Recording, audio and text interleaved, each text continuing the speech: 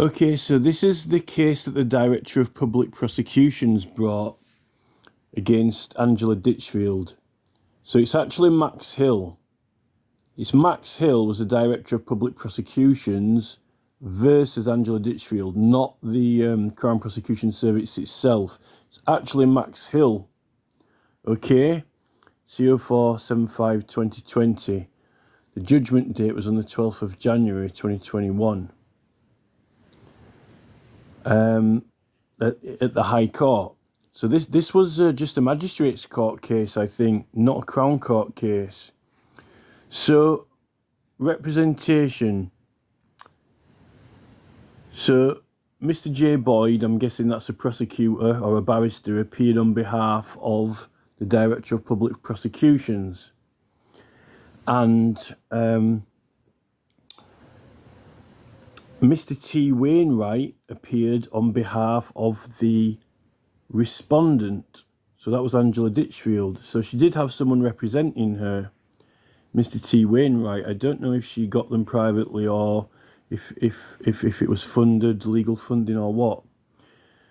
Now, this video that I'm making is a complaint against the Director of Public Prosecutions, Max Hill, who has since actually been knighted since he retired, and he's actually working at a barrister's chambers where he's actually doing high-profile international litigation work, which is rather high-profile. But this complaint is going to be for not only for against Max Hill of the Crown Prosecution Service, but also to the Forfeiture Committee in Parliament. Because I don't believe that Max Hill, due to this case, I don't believe that Max Hill should have been knighted as a knight of the Royal Bath Order. He shouldn't have been knighted and given honours for his conduct in this case. Because this is a perversion of the course of justice. I actually think it's an abuse of process as well as a perversion of the course of justice, and it's subverting the rights and liberties of the realm, which is the 1688 Bill of Rights. Now, judgment, the President. So we've got the President of the Queen's Bench Division. Don't know if that's Dame Victoria Sharp. I'm not sure. And Mr. Justice Chamberlain. These persons as well, the complaints about, but mainly Max Hill. But all these persons should have known better. Now, we'll go through this. We'll go through this document. So, in number 1 it says, it is the judgment of the court to which both members have contributed. Okay, so that is the President and Justice Chamberlain. On the 30th of October 2019, the respondent, Angela Ditchfield, appeared at Cambridge Magistrates Court. She had been charged with criminal damage. So they've brought criminal damage charge against her under the Criminal Damage Act 1971, right? And they made her, the Crown Prosecution Service made her defend the charge. So it says she relied on the statutory defence under Section 5.2 of the Criminal Damage Act 1971, but they did not recognise her rights, which are not to be construed as a defence against a criminal charge. They didn't recognise any right, privilege or interest at all. Now, criminal damage has to be actual damage. We'll get onto this in this first paragraph in a second. So, after the trial, the justices held that the defence was made out and acquitted her. Okay?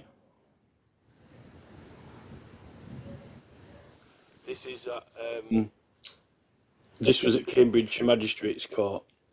The Director of Public Prosecutions, that's Max Hill, applied to the justices to state a case. They did so on the 31st of December 2019.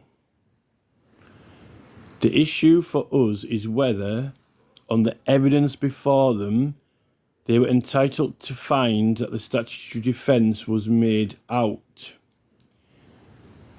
If not, it is common ground that the acquittal must be quashed and a verdict of guilty substituted. Okay?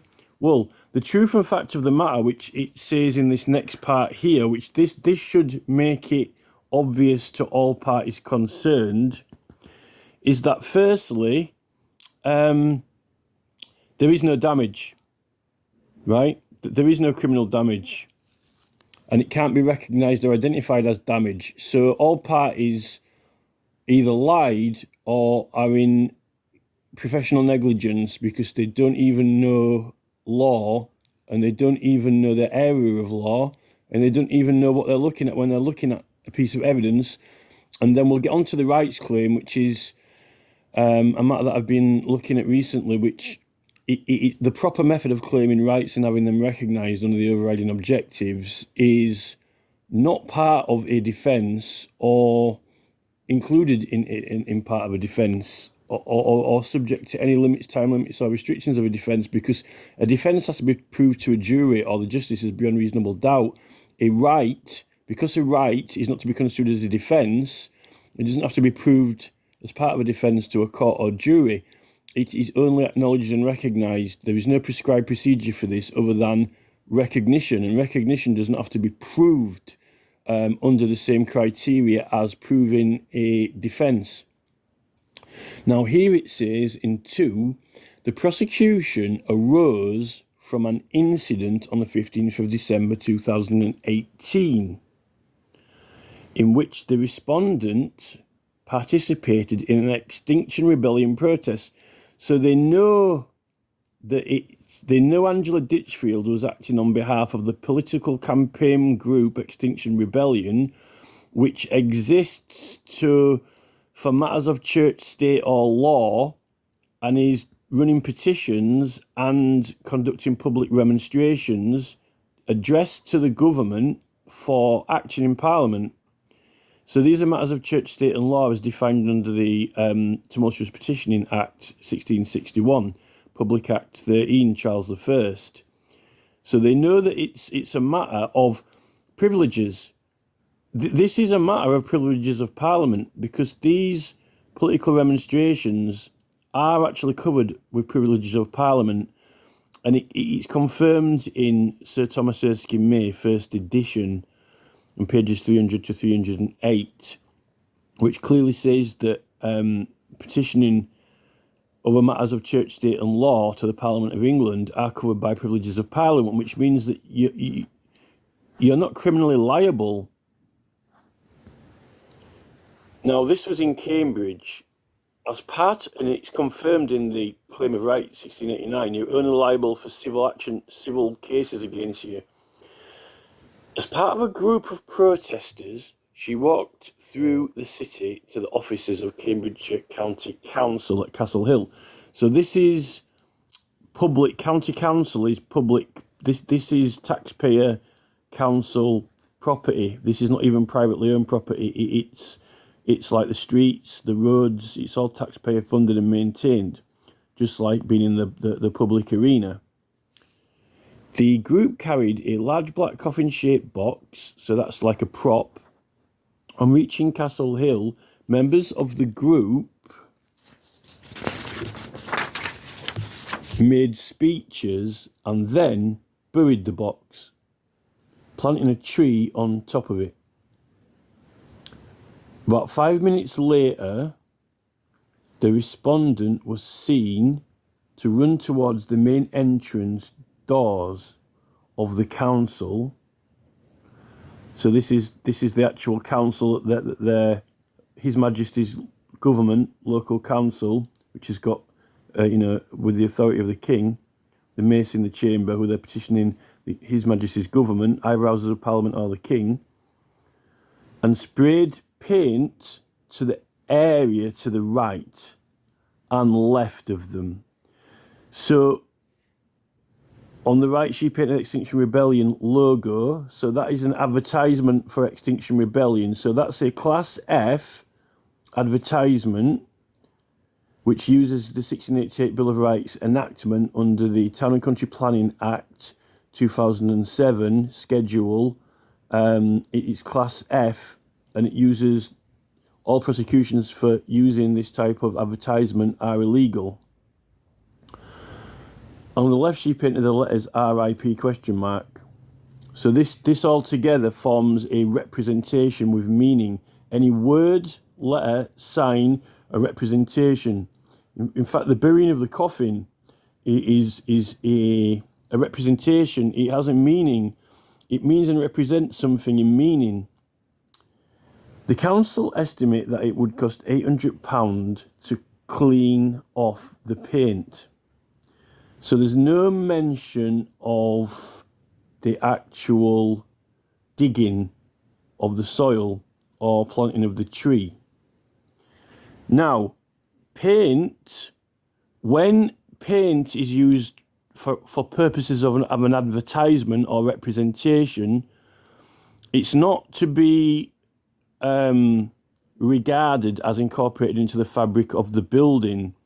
It is only on the surface of it, which means the face of it, and it is always defacement. It's never damage, it's never criminal damage. Anything on the surface is regarded as an advertisement under Class C in the Town and Country Planning Act. Class C is anything painted on the surface of a building, right, which is under the definition of advertisements in the Town and Country Planning Act 1990 definition of advertisement, right? Now, there is, in the Town and Country Planning Act 2007, you've got an entire fine system and offences for defacement. It's not, you can't just put it through as criminal damage, because it's a surface of a building which has got an advertisement on it, and it's never that is what it is. You can't be creative and say it's criminal damage, because all surfaces of buildings are, and anything to do with an advertisement, words, letters, signs, are classed in law as defacement. And when it is Class F, particularly when you use the enactment, the 1688 Bill of Rights, right to petition, then for political purposes of matters of church, state and law, you can't be prosecuted. You're not criminally liable. That's just the law. That's what the law of England is, institute law. And that 2007 Town and Country Planning Act is completely and totally compatible to facilitate for that, right? And they can't be prosecuted, they can't be regarded or treated as criminals. And even if you did put it through the Criminal Law Act, they're using privileges of Parliament, and this needs to be recognised under the overriding objectives and not construed as a defence. So there's no plea, and there's nothing to prove to a jury or the justices. Now, everyone knew this was for Extinction Rebellion, okay? Because they've got, and they knew it was for political purposes. And these are meant to be experienced lawyers in law. They're meant to be qualified for the job. In fact, the Director of Public Prosecutions, Max Hill, is meant to be highly qualified in law. He should know about both the Town and Country Planning Act 1990 and the Town and Country Planning Act 2007, the statutory instruments. You should know both those acts. He has conducted himself and behaved as if those two acts don't exist. And only the Criminal Law Act does, and he's conducted himself as if something could be treated as damage when it can't be, when it is thoroughly and explicitly categorised in law as defacement and advertisements on the surface of a building, right? And both these, Mr. Boyd and Mr. Wainwright, should know that. this is professional negligence to not know that. Then they can't be qualified.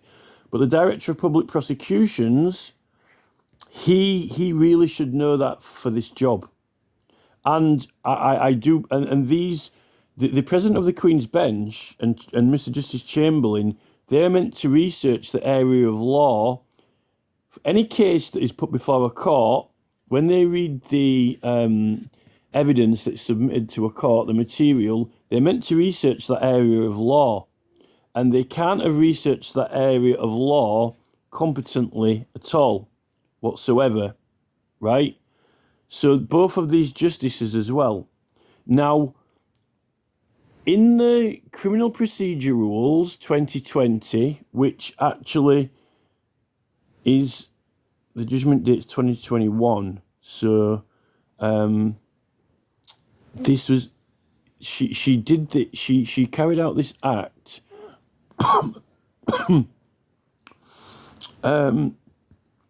2018, the prosecution was.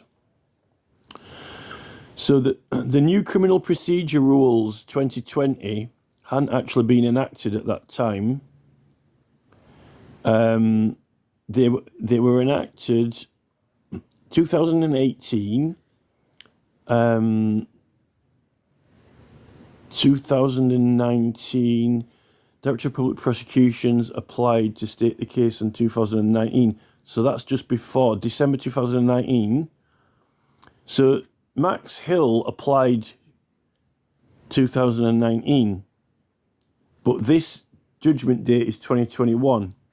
So in between Max Hill submitting for this and the judgment being made, the Criminal Procedure Rules 2020 are put into effect actually before this judgment.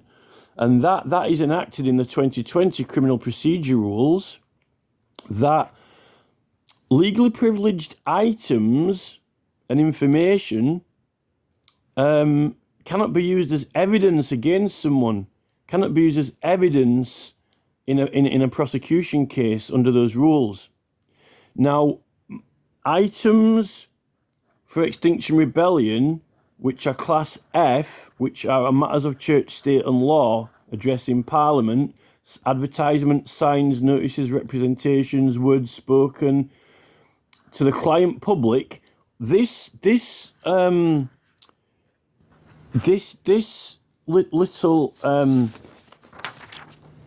little advertisement that they took photographs of to promote and film it and share it to the public. It was also in the newspapers. It's an advertisement for Extinction Rebellion to the public and to collect evidence of public concern to get Parliament to act. So all of the evidence in this case is legally privileged items and information before this judgment was made. And they've got, and the items and evidence have got privileges of Parliament and cannot be used as evidence for this order. Right? And Max Hill could have applied for that. He could have notified the court in a mention hearing, and he hasn't done. Further to that, Angela, the Criminal Procedure Rules 2020, in the overriding objectives, Part 1-2, overriding objective D, it is the requirement for all parties to recognise the rights of the defendant. Okay, and the needs of other cases is HIV. It is overriding objective HIV to recognise the needs of other cases. Well, a remonstration to Parliament is a case which requires recognising and requires its parliamentary privileges over its items and information. That's the needs of that case. And also the needs of that case are the Town and Country Planning Act schedule are the needs of that case to be recognised. And that means that, therefore, all of the privileges and the rights are to be recognised. Now, all of the parties knew that this was a political action, a political campaign. It doesn't require Angela Ditchfield herself. It's not her sole responsibility, her sole burden, her sole requirement for her to say, oh, I'm using the right to petition, or I'm covered with parliamentary privileges, or I'm claiming the right under the overriding objectives. And it's not only for Mr. T. Wainwright either, right, who appeared on her behalf. The Criminal Procedure Rules 2020, the wording for the claim of right is, it's the requirement of all parties to recognise the rights of the defendant when they're evident. The defendant doesn't have to be the one who claims them or has the burden of it being recognised. So that means that it's not only the Director of Public Prosecutions, not only the President of the Queen's Bench, if that's Dame Victoria Sharp or not, I'm not sure at the time, Mr. Justice Chamberlain, and Mr. J. Boyd, and Mr. T. Wainwright, it's all of their responsibility to recognise, to see and know and understand that this Extinction Rebellion case is a political matter, and it's obvious that it's covered by parliamentary privileges, and that they're using the 1688 Bill of Rights, and they can't be prosecuted. Otherwise, they're not fit to practice law. We've got professional negligence. It is an abuse of process as well, and it's perverting the course of justice. Now, the motion to state a case, a mention hearing, or to have a right recognised, doesn't need to state a case, particularly when you can't even defend it. There's no defence, because it's not the claim of the right and the recognition is not to be construed as a defence against a charge.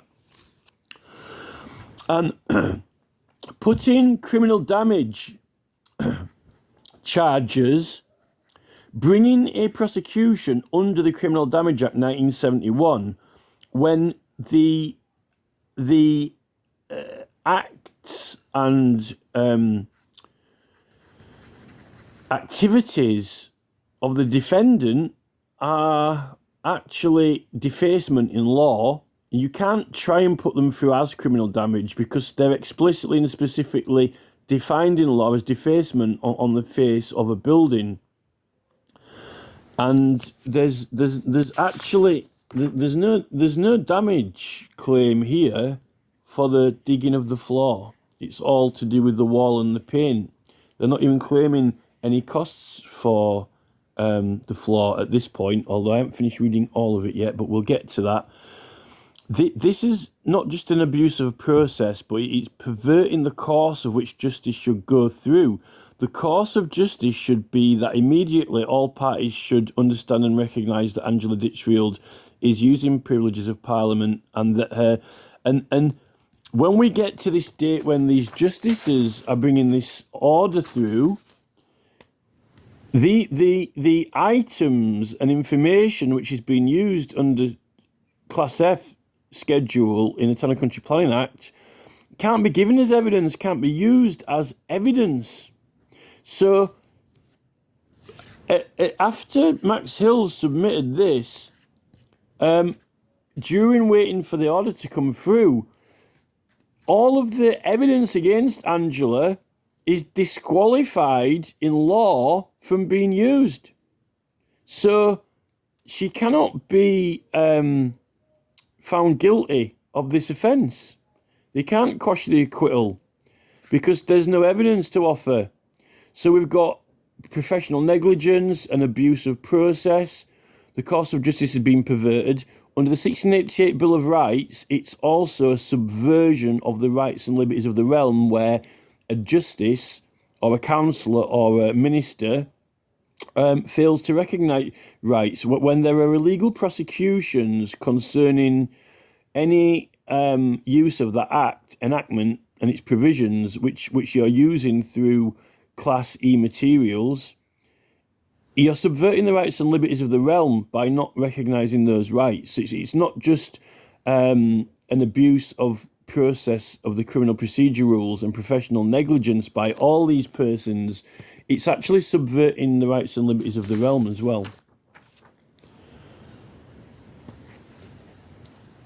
Section 1 of the 1971 Act makes it an offence without lawful excuse to destroy or damage any property belonging to another.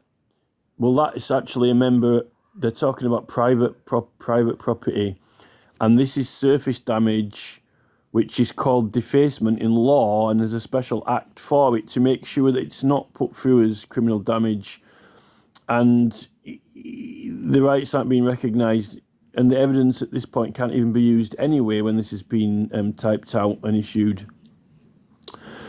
of being reckless as to whether any such property is destroyed or damaged. The absence of a lawful excuse is an essential element. Well, there is a lawful excuse because they've got parliamentary privileges. Even if they put it through with the Criminal Damage Act, they're using parliamentary privileges, and all the items and information evidence cannot be offered. But that's besides the point.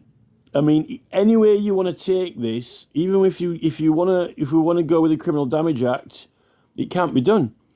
But what they're doing is the police and the prosecution are misleading and lying about the charge. The charge is false because it's Town and Country Planning Act defacement, even if she wasn't doing a political campaign. Surface damage is never criminal damage, it's always defacement. That's why the act's created, and it's dealt with through specific particular fines. And they're trying to pervert. This is a perversion of the court of using this as a perversion of the course of justice. But unlucky for them, the items and evidence and information have become privileged through the criminal procedure rules anyway. Not that you can even prosecute and defend it. So the prosecution can't offer any evidence, even though her rights are meant to have been recognised, and there wasn't meant to be a plea or a defence entered anyway, because it should have been recognised under overriding objectives, which you don't have to prove beyond reasonable doubt anyway. But they couldn't even offer any evidence anyway under the 2020 criminal procedure rules. So this is absolute. This is a complete and total abuse of process. This is everything. This is professional negligence of all parties concerned. It is an abuse of the process, and it's perverting the course of justice. And on top of that, it's subverting the rights and liberties of the realm, and that's mainly the justices, because that's subverting the rights and liberties of the realm is especially a special offence under the 1688 Bill of Rights, which is who can do this offence? Judges, members of parliament, ministers, or local councillors, right? And the local councillors who reported her to the police or the building, they're failing to recognise her political rights as well. So those councillors, if they reported her, are also subverting the rights and liberties of the realm at Cambridge Council, and also the magistrates at Cambridge. A person charged with an offence to which this section applies. Well, it doesn't apply because it's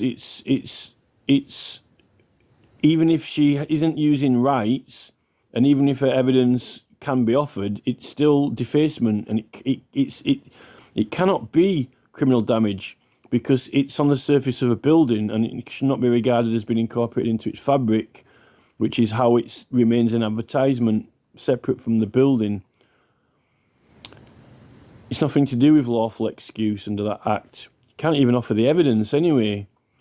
If you can't, the evidence and items are protected, so they can't be offered. So you're not going to defend the charge because the prosecution can't offer any evidence after 2020, after the new rules. So, what's left other than recognising the right, not under a defence against a criminal charge, because it's under the overriding objectives. That's why you don't recognise it as a defence. It's a rights claims under overriding objective. It's recognised. Recognition is not proved to a court or jury as a defence. It's an entirely separate process, which is something which is heard or mentioned to the court and immediately put to effect and applied. It's legal. It's applicable law. This is a directly applicable law inserted into proceedings. If he destroyed or damaged or threatened to destroy or damage the property in question in the case of a charge, an offence under Section 3 above, intended to use or cause or permit something to destroy or damage the property belonging to another property. So this is all Criminal Damage Act. The property right of interest was in immediate need of protection. That the means of protection adopted. So this is, they can't at this point there is no evidence to offer from the prosecution when this at the time this order's made. So that's you can't. It doesn't matter what it says in the law because there can't be any evidence offered. Section 5.3 of the 1971 Act provides for the purpose of Section 5 that it is immaterial whether a belief is justified or not if it is honestly held. Well, this is the thing. That Act, this is defending. It is immaterial whether a belief is justified or not if it is honestly held. It is immaterial if it's justified. But you can't offer any evidence. This is privileged. It's privileged information, items, and material for an advertisement of matters of church, state, and law. So, the only thing immaterial is that there is no material that can be legally offered to prosecute with. The case stated records that there was no dispute between the parties as to the facts of the incident. It was common ground that the property to which the respondent applied paint, which is Class C advertisement, they don't want to tell us that, was not her own and that she intended to not her. The grounds of the property was not her own and that she intended to do so because of a brain injury caused by illness some years ago. The respondent was assisted by an intermediary. Her evidence is summarised in the case stated as follows. Well, her evidence, there is no evidence because the evidence, at least in this High Court at this time when they judge this, can't be offered or used. So there is no way that there's no way Mr. J. Boyd can represent anything. But we'll see what she says anyway. There's quite a few more pages left of this. Her evidence was given that the environmental crisis was real and immediate. Well, the environmental crisis is the case that they're bringing for action from Parliament in the matter. They're trying to raise awareness to the public to get support in their demonstrations so they can get action from Parliament. So that's none of the court's business. That's privileged information. Was real and immediate, stating it was her belief that the damage was happening now, citing Magnesium, saying that they do not have 12 years left in which matters can be sorted, as islands have been submerged and homes destroyed. She stated that you can't respond to the sea and becoming submerged. Her understanding is that people's homes will be destroyed and the hundreds of millions of people will somewhere to live. She stated that Bangladesh is especially vulnerable to flooding. She gave evidence about changes she made to her lifestyle, such as become vegetarian, researching times, would fly to Uganda to visit a family, into the environment. I felt that in Cambridge in particular, there was a political inertia about the issue. She documents for green issues to the revised Labour Westminster declared climate emergency. She stated that having attended a reading group to assess if XR were a group suitable to become involved with, she concluded that it was starting to spark the minutes when she stated that she had felt some regret after spraying and knew that not everyone in her group had felt that it was the best thing to do, but she had actually chosen. She stated the council would be able to get the paint off. Well, actually, they can't because they're not allowed to because it's can't. The local authority. This is not a private building. So even under the Town and Country Planning Act, this is a legal representation and advertisement about a matter being put to Parliament to be acted on. And it's not private building, it's a council building, which is like the streets and the roads, taxpayer. And the council isn't allowed to remove Class E material that uses an enactment. They're not allowed. So the council can't remove it anyway. The Borough children should also state that the council will be able to get the paint off. She stated that she had not planned the spraying. She'd paint in her bag, but she'd used earlier decorated the coffin prop and used a demonstration, but had been stirred by moving speeches. The administration felt she had to take immediate action to protect the environment. She stated to her mind, right. So all this is the installation of this sign. All matters of this and the cause to Parliament is matters that the Parliament are going to decide on from the requested action. This is not matters for the court to hear. So that's all privileged information and items. So that's up from 2020. At the point when this High Court order is made, this statement is not lawful to use in court on the criminal damage charge, or even under the Town and Country Planning Act. The respondent was not cross-examined. The Justice's attention was drawn to 3 cases: R.V. Hunt, 1977. CRP versus Hill, Jones. We could look at those, but they weren't running under the Criminal Procedure Rules 2020, were they? The advocates agreed that the effects, they won't be political cases either, I doubt. We can take a look at them separately. The advocates agreed that the effect of the latter authority was in order to protect property, test had to be objective. Well, they've got a right to put a political sign on council property without the council being able to even remove it when it's for matters of church, state, or law. It's Class C and F together, and we know we can combine classes because you can use Class E and F together. We find that if you have a very strong and honestly held belief that we are facing a climate emergency and that you acted on the spur of the moment to protect property under the threat from climate change, believing that immediate protection was necessary and that action could be said to have been taken to protect property, that you believe the action was reasonable. Well, this is absolute tosh. This is not relevant at all. This has got absolutely nothing to do with it.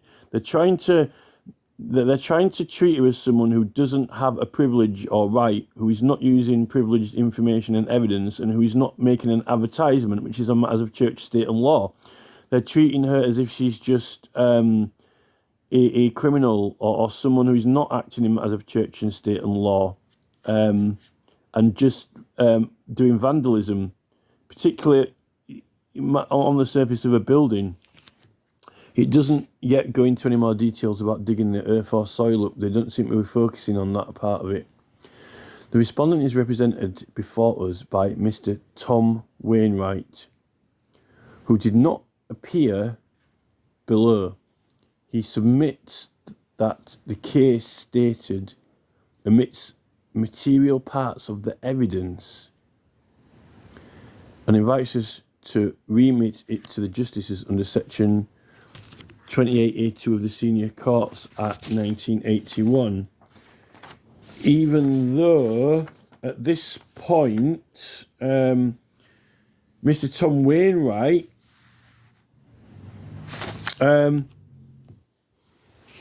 he's not stating that the criminal procedure rules have changed and this is privileged information and items being used to get a conviction. The respondent is represented before. All right. we have considered the amendments with the justices were invited to make. The first was that the respondent had referred to 2 exhibits. Well, they're using the word exhibit, so they know what an exhibit is, particularly if you're making an artwork or advertisement or representation in public or in a courtroom, which the respondent had adduced in evidence by agreement with the prosecution.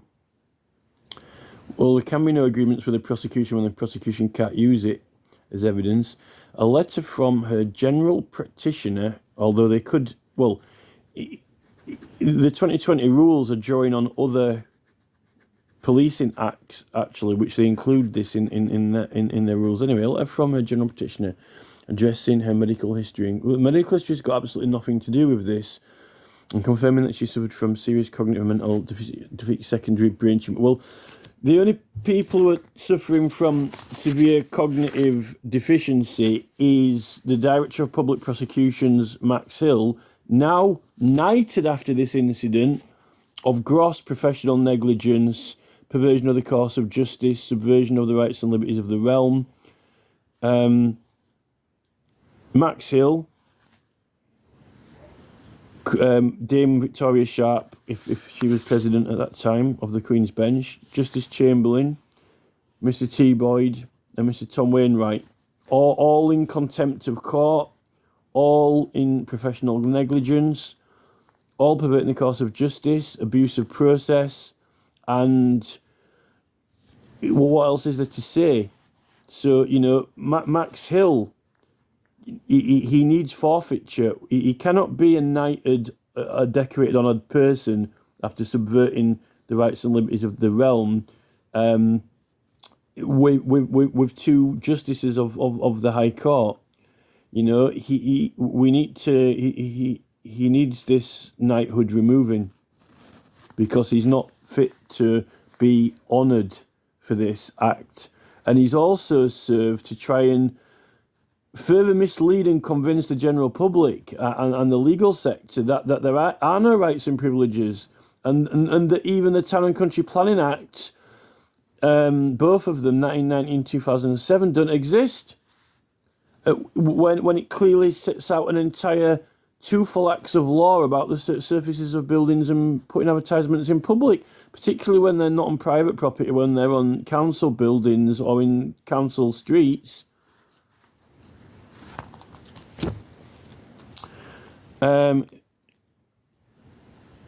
In confirming that he suffers from serious cognitive, I suspect that he does not fully understand the consequence of participating in civil disobedience. Well, you know, someone needs to understand the consequences of using privileges of Parliament, which means that you can't be prosecuted criminally or be regarded as a criminal, although you can have civil action taken against you. But note that in the Town and Country Planning Act 2007, all of the punishments for defacement are fines anyway, not imprisonable or community service. It's all just fine only, you know. But you can't even be fined anyway, and you don't even need permission under that act anyway. There's no permission needed. The Extinction Rebellion Women's website demonstrating her understanding that at the time she committed the damage to property were currently happening across the world in an indirect and immediate result. I'm sure she has an inclination about some kind of rights, political rights existing. It's not for her to recognise what her rights are. The law gives her the right. She doesn't have to invoke it. These activities in matter of church, state and law are self-applicable. They apply but on merit of being what they are. And that is why all parties have to acknowledge and recognise them. And unfortunately, these parties aren't fit to practice law.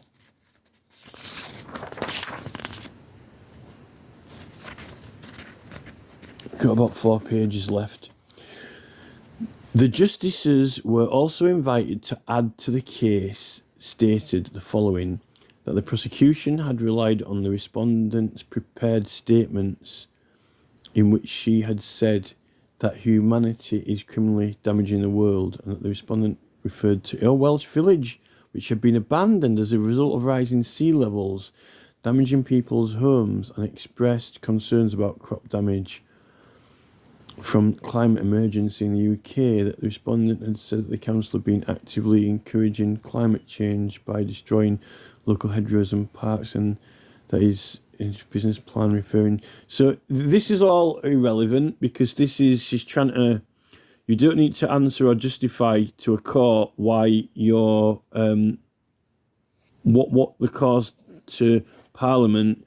All matters of the cause, all of the matters of the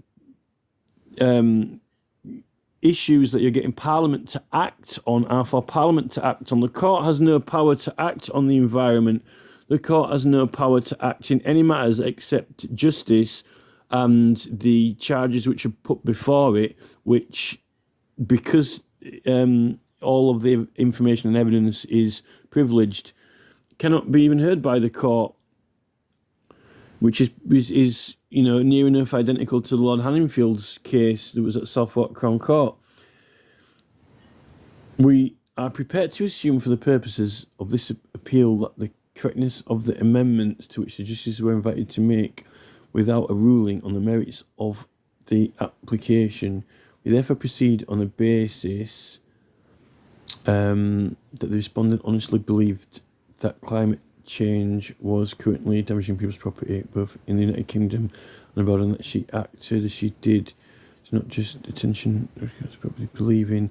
Yeah, well, it doesn't matter what she believed or how she acted. It's a matter of what is the purpose of what is the advertisement for? What is the advertisement for? Who is it to? And what rights and privileges apply? And they're not even recognising that it's even a Class C painting and not even regarded as damage on the surface of the building. It's all about her and her opinions here. In R.V. Hunt, they're going to tell us about R.V. Hunt now. In R.V. Hunt, that appellant had set fire to an isolated guest room in an old people's home. On this case, he did so in order to draw attention to the defective fire alarm system there, which he claimed the council had negligently failed to repair. The question of whether the appellant was entitled to rely on the defence's meaning of the words in order to protect property. This is trying to justify your actions against a charge in law, when evidence can be offered against you and when you're not exercising a right, which and using an act of law which even gives you permission to do this type of act, painting signs and advertisements in public, in taxpayer public paid for buildings and areas which aren't privately owned. So this is all irrelevant. The question of whether or not a particular act of destruction or damage or threat of destruction or damage was done or made in order to protect the property. These people clearly are in complete ignorance, or they don't even... I can't believe that someone could come out of university as a Crown prosecutor or even achieve the position of Director of Public Prosecutions and not know the Town and Country Planning Act 1991. It can't only be councils that use it. The problem is that councils are usually ones who issue fines against people for defacement so they don't get prosecuted. Now, prosecutors only deal with criminal damage charges. Now, are the prosecutors not familiar with that area of law because only councils deal with it? Or should they know it? Well, know that what that law is, so they can differentiate between when they're using their tests and so forth, or whether it even does qualify for criminal damage. You would thought they would have to know the difference between criminal damage and defacement for whether it's a matter for the council or not, and not even the police. And also you've got to wish even if it wasn't a political parliamentary privileged political privileged information, evidence, signs, notices. For all defacement under the Act, the council have got to send a letter to the person to ask them to remove it themselves. It's required for them to send them a letter before any action is taken, and that's the difference between defacement and criminal damage. Because, you know, they should have written to Ditchfield and asked her to remove it, but the council can't remove it. And I don't think that I think this is a setup. I don't think they're that stupid. I think that the Crown Prosecution Service, the police, and the courts, and the Director of Public Prosecutions don't want protesters to be able to use the Town and Country Planning Act, and they don't want them to be able to claim rights and privileges, and they want to subvert the liberties and freedoms of the realm and treat them as criminals in law, which is not only an abusive process, but perverting the course of justice, in order to get this charge through, and also in the High Court, so then it sets a precedent for the lower courts, and deceive everyone so they don't believe they've got any rights. In fact, steal rights from them, deceive them, put them at a loss of their rights, and make a gain out of being able to regard them as criminals and secure convictions. They want to steal their rights from them, which is subverting the rights and liberties of the realm. Illegal prosecutions. They're prosecuting people illegally and subverting the rights and liberties of the realm, which is the highest crime. You know, it's on level with treason. So Max Hill, Max Hill should be impeached, or he needs to, if they don't want to prosecute him because he's honoured, he needs his honours removing. Because the problem with honours is it brings the whole establishment, the government, the king to disrepute. So this really is a matter for the Forfeiture Committee. Usually, if he's been prosecuted, then you apply to the Forfeiture Committee. I don't know whether they'll prosecute him unless he's been forfeitured. So, it's flip a coin. Do we forfeiture him first and then prosecute him, or prosecute him first and forfeiture him? Otherwise, it's going to be like Jimmy Savile. If he passes away, then we won't be able to get justice for this perversion of subversion of the rights and liberties of the realm.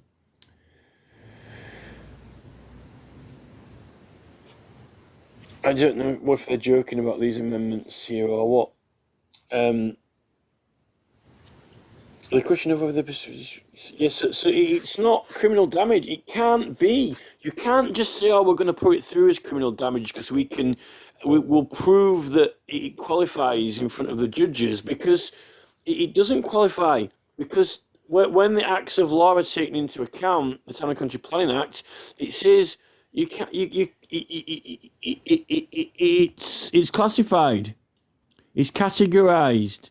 It's defined. It's prevented from being. You can't treat it as criminal damage because it's not incorporated into the fabric of the building ever in law. Because of the Town and Country Planning Act, it can never be regarded legally as being incorporated into the fabric of the building. It's always the surface, and it's always an advertisement. That law prevents it from being able to be identified and treated as damage under the Criminal Damage Act anyway.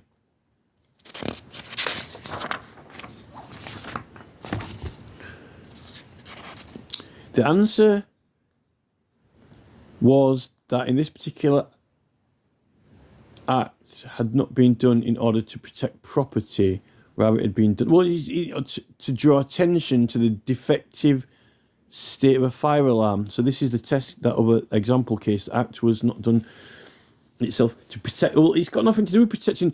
The advertisement is there to promote a cause or campaign. In R versus Hill, appellants had been charged with possessing a hacksaw blade intended to be used. It doesn't matter what it's the defence. They were nuclear weapons.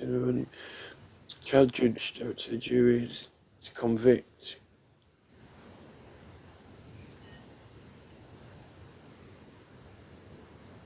Well, Justice Lane.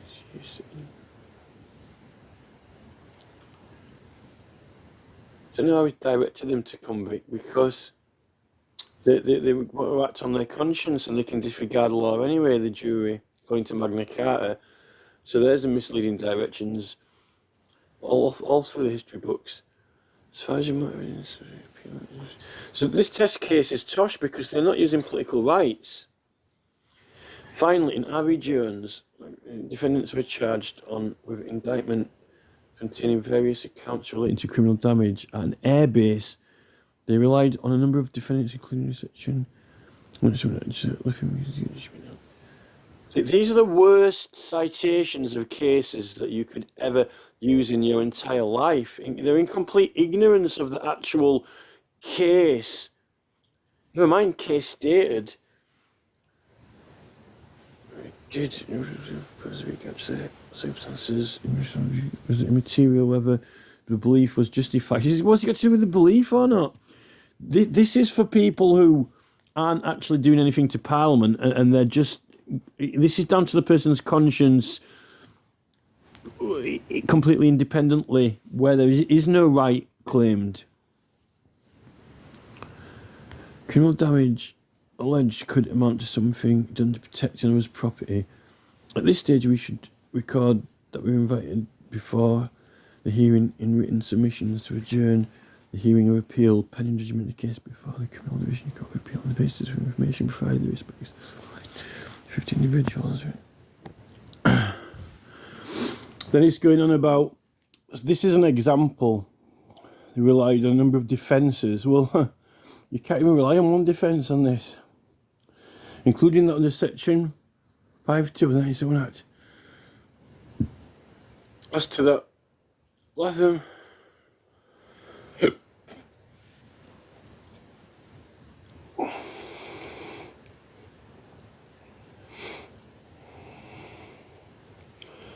during the judgment of the court held that William Hunt the guard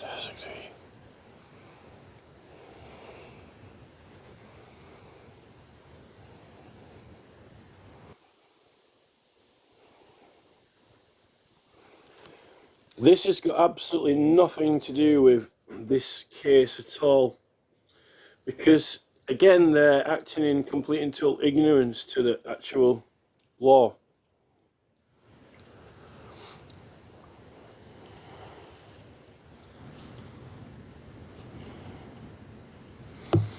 To adjourn the hearing of this appeal pending judgment on a case currently before the Criminal Division of the Court of Appeal. The basis for the information provided by the respondent. This was an appeal by 15 individuals convicted of various offences at Stansted Airport while trying to prevent the departure of an aeroplane.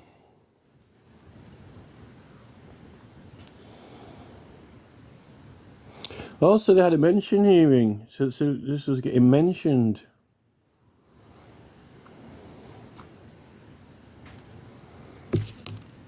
An aeroplane on which people were to be deported. The charges included criminal damage. Right. Defence relied on where in Section 3 of the Criminal Law Act 1967 and the common law defences.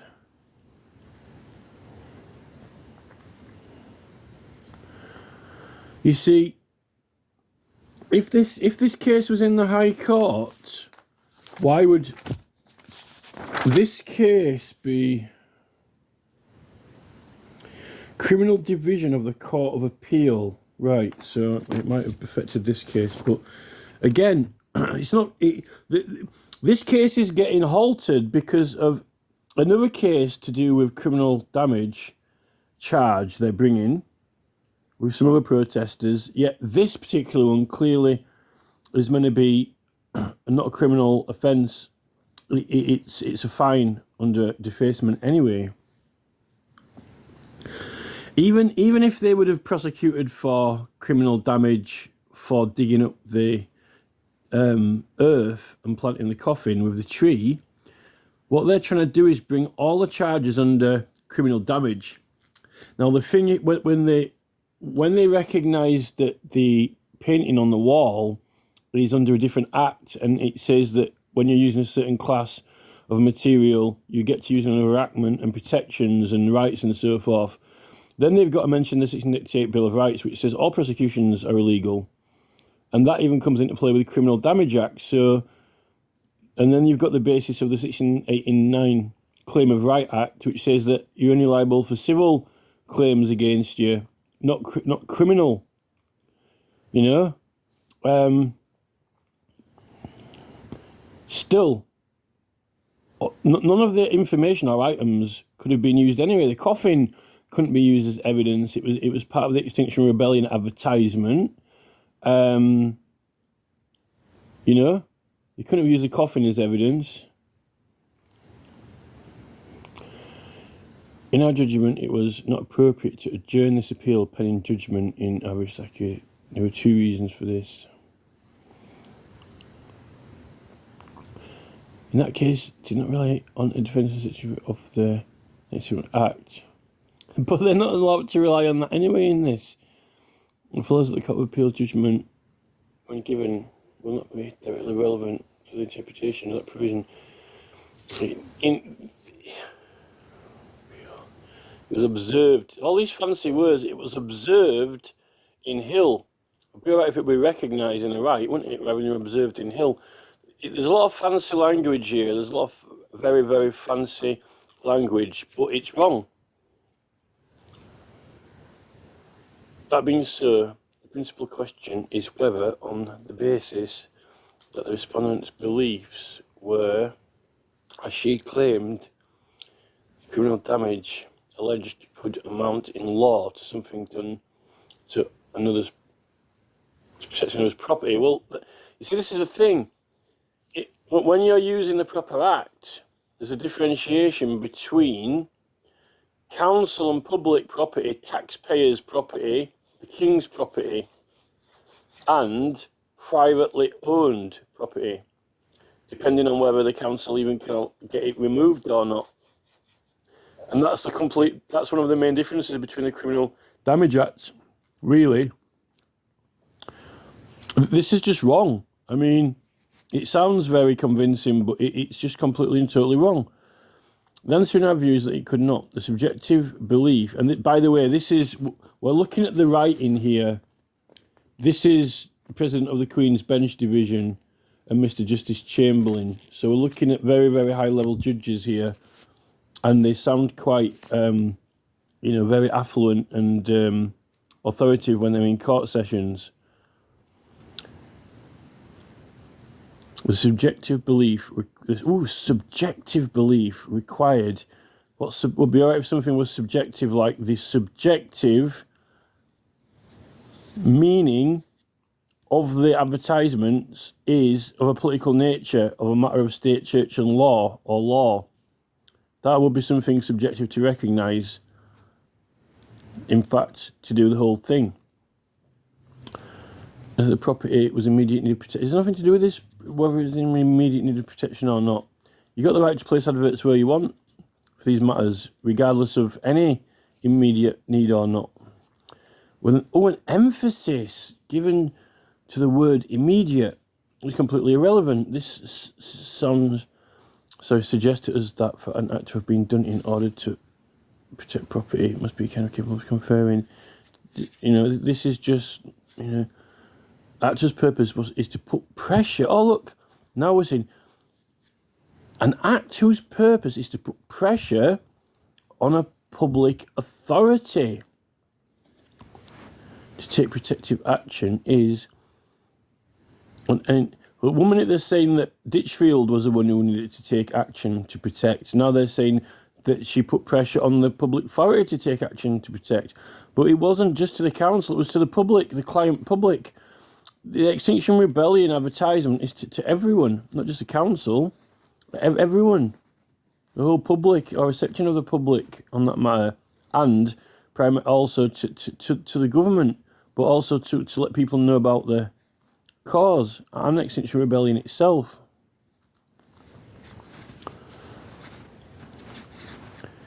was not capable of conferring immediate protection in the sense required by the statute. What?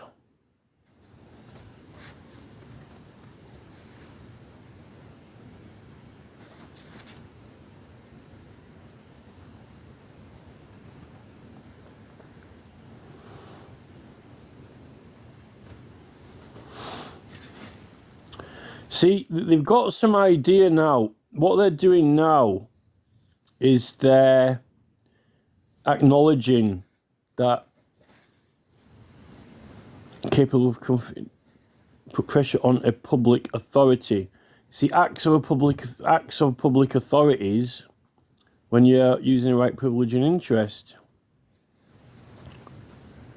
But they weren't asking the council to do it. It's an advertisement to everyone, not just the council. Not just putting pressure on and the council doesn't necessarily act on it. The Extinction Rebellion can put it wherever they want in public. It's to everyone. They're getting Parliament to act, but they're also advertising to their people to raise awareness of Extinction Rebellion and join and help support the cause. In order to get pressure on Parliament, everyone join in, not putting just pressure on the public authority. In a sense, as required by statute. Well, you see that they're toying with the idea that they're the ones who choose whether or not people might have privileges and rights. So this is an admission.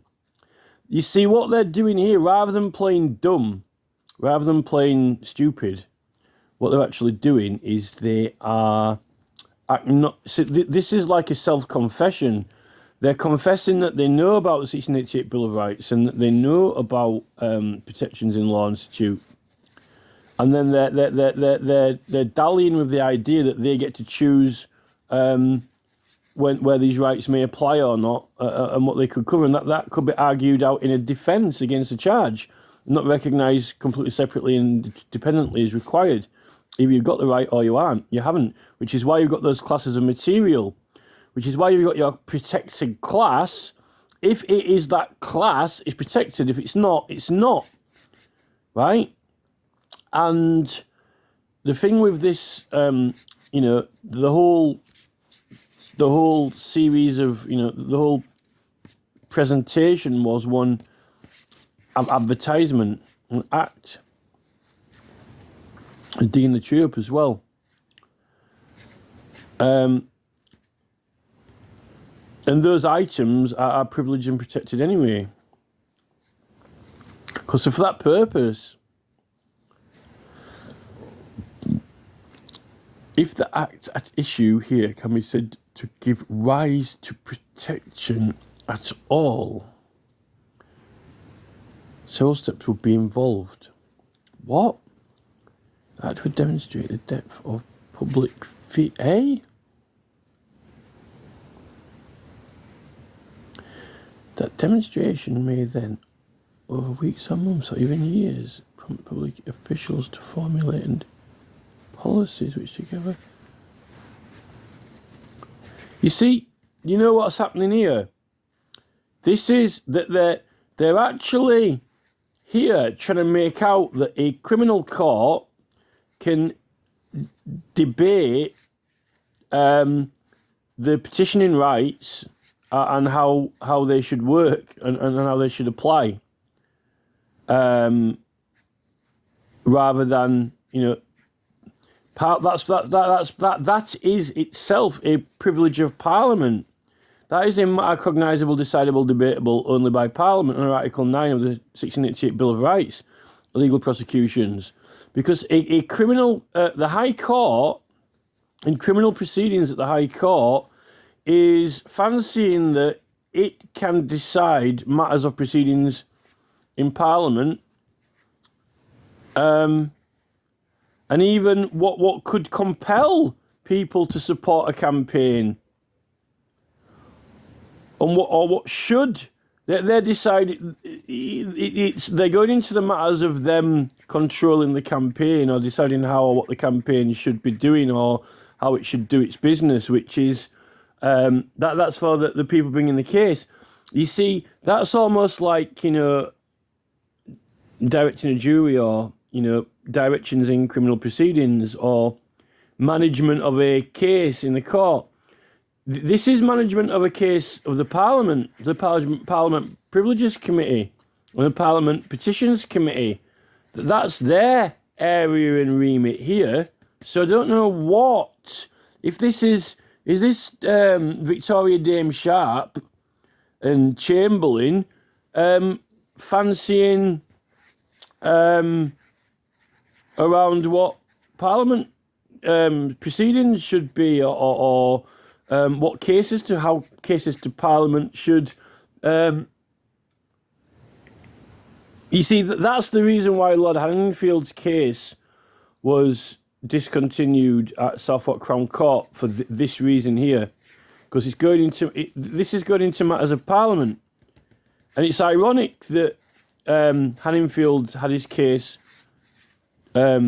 stopped by Alistair McCreef at Southwark Crown Court and Jeremy Johnson, even though I don't think they didn't do it properly either. But at least you see, look, they're talking about Parliament now. If this word shouldn't be in, look, the only time that the Parliament word should appear in here is if they're recognising rights from Parliament. See, what they're doing is they're recognising that there might be or could be some rights that they exist now in connection with Parliament. So this is matters of Parliament in a criminal case or the verdict. Did they speak to Parliament about it through Section 5 of the Constitutional Reform Act 2005? I doubt it. They didn't. No, they didn't. Had in mind when enacting a defence in Section 52B, this is consistent with the reasoning and outcome in Hunt, where an act done in order to draw the Council's attention to the need to take action to protect property did not satisfy the test. There is no test. What test? And what you can't have reasoning. You can't reason about Parliament or test anything. It's matters that are in connection with it and for it or not. Extinction Rebellion, just because they put a notice in a council building, it's an advertisement. It could have been over the top of the M1. They're trying to make out that they're trying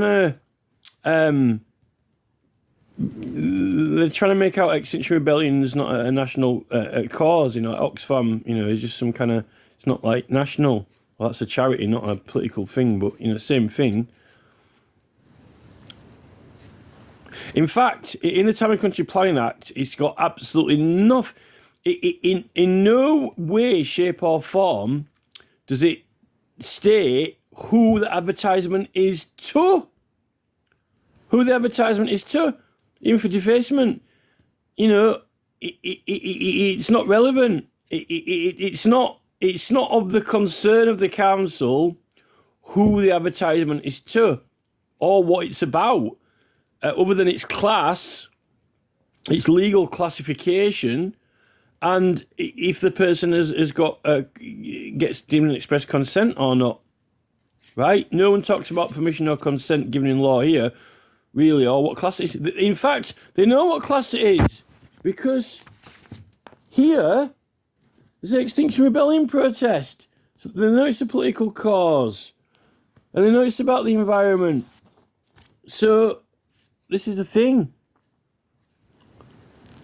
It's also consistent with Hill when campaign activities designed to achieve a shift in government policy were held too remote to satisfy the test. Both cases would have been wrongly decided if the acts charged in the present case were capable of having been done in order to protect. But what was his protection? It doesn't matter. In order to this is absolute, complete irrelevance and waste of writing. It's just, it's not relevant. This is not relevant at all whatsoever. It's just so ridiculous. Mr. Wainwright relies on the decision of R.V. Wang. Disapproval, the course taken in Hill directing a jury to convict and showing that the proximity of the connection between the act and protection sought to be conferred is a question. See, again, they are deciding what campaigners should and shouldn't be doing or what reasons they're doing things for. No, tell me where in the Town and Country Planning Act, even if it is, it doesn't really matter whether you call it defacement or criminal damage. Tell me where in the Town and Country Planning Act for defacement it tells it is any relevance to why someone is doing something. And I don't mean to say for charitable or religious purposes. I'm talking about their motivations. I want to make the world better. I want to save the seals. I want to save the whales. That's the subject cause that is not of any of the court's business, other than the fact that I've got a case with Parliament. This is the thing. I've got a case with the court, right? I have a case with the court. Let's say that it's a theft case, right? That, whose concern is the evidence and casework files, the courts, right? In fact, it's privileged, it's protected confidential information and data, right? Ditchfield's motivations for acting are none of the court's business, because that's in respect to persons, like in the oath, the judge's oath, In the judge's oath, it says they won't do any favours for justice, but in the American version, which means the same thing, in the American version of the judge's oath, it says without respect to persons, right? So,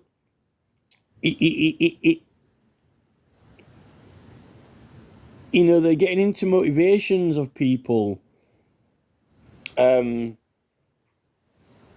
which when they're meant to only rely on the evidence presented, what the person did when they did it, facts and law, evidence presented, and any evidence of the person's motivations or character presented. There's a lot of issues here to do with a lot of. There was no sentencing guidelines before Tony Blair brought it in the Labour government. This all kind of in respect to the person's conscience, rather than just what did you do, when did you do it, did he do this or did he not do that? When you start getting into why they did it and so forth, isn't that for the Samaritans to find out why they did it, or how they feel about it? It was concerned, however, the constitutional role of a jury in a trial on indictment rather than the limits of what a decision maker, and particularly in this case a bench of magistrates, can rationally conclude or recognise. Doesn't say recognise there, does it? As Mr. Wainwright was bound to accept in the decision in this case, one that no reasonable magistrate could have reached on the facts found, then this appeal must succeed. So I was bound to accept the decision in this case, one that no reasonable magistrate could have reached. This is so ironic. They're trying to make out that they couldn't have come to the decision on the basis and facts that she was acquitted on at the magistrate's court, right? But why are they? If they're removing that order on that basis, why are they convicting her when she's got rights, in effect? And at this point, when they're doing this, all of the Extinction Rebellion coffin, spray painting material has become privileged items and informations. And for it to be privileged items informations, it needs to be items that are advertising a cause to Parliament, an extinction rebellion campaign, over a matter of church, state, and law. What the item's purpose is for and what its goals and intentions are, or its objectives, it's a class. It comes down to a single letter of class, A, B, C, D, E, F, G, right? And again, in the Town and Country Planning Act, the class is recognised through, not through the person's, in respect to a person's motivations or reasons. It's, you know, it's like having a Formula One sports car and then a 4x4 Land Rover and then a Mini Cooper. You know, it's of no concern who's driving it and where they're going, and where they want to go with it. You know, where are you taking this car? You know, sir, where are you going today? This is a Mini Cooper, right? You know, this is a Land Rover. This is a Formula One racing car. It is what it is. This is the thing with political materials, right? If it's for a purpose of political matters, it's of no concern. You know where you're going with it. You know, it falls into a category or class. You know, it's all this is a complete and absolute. It sounds good. It sounds clever, but it's completely irrelevant. Tosh. It sounds clever and convincing, but it's of no consequence. It's of no relevance to this matter. They're trying to they're toying with the remit of Parliament. Basically, that's what they're doing. What they're doing in this is the reason why, even though I don't agree with the Haddingfield case fully, the reason the Haddingfield trial was stopped and he was found not guilty is for this reason here. It is for this basis that this is on the matters of subject and area of inquiry and discussion of why Haddingfield's case was stopped in Southwark Crown Court, right? Doesn't matter what the details are here. It's the area of conversation is on the area of conversation of why Haddingfield's case could not proceed with. That's effectively what we're looking at here. R.V. Jones went to the House of Lords. Oh, what a coincidence. It's almost like this is synchronised with Haddingfield's case. You know, I think someone's playing games with us here. Someone's making a joke. This is like a joke order. They are toying with us. They know about all these things, but still they're filling us in with. They're leading us down the wrong path. They're jesting with us. Although the construction was not among the points considered here, Lord Hoffman made his point at 8-9, which is at opposite here as it was in that case. See. This is why you can't trust these people, because they're just playing games with us, and this isn't even anything to do that's Victoria Dame Sharp or whatever, whoever it was, the Queen's Bench and Chamberlain. So that's not even Max Hill. Max Hill should have known very well about the Town and Country Planning Act. And that £800 worth of damage under the Criminal Damage Act shouldn't have been on there if you wanted to do it for digging up the floor, but I haven't even heard anything else about. They're not going into the particulars of digging up the floor. Civil disobedience on conscience. Oh, we're getting a lecture now. This is the last part now. This is the teacher's lecture part. We're getting a lecture here.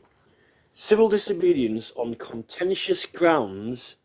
It's not civil disobedience.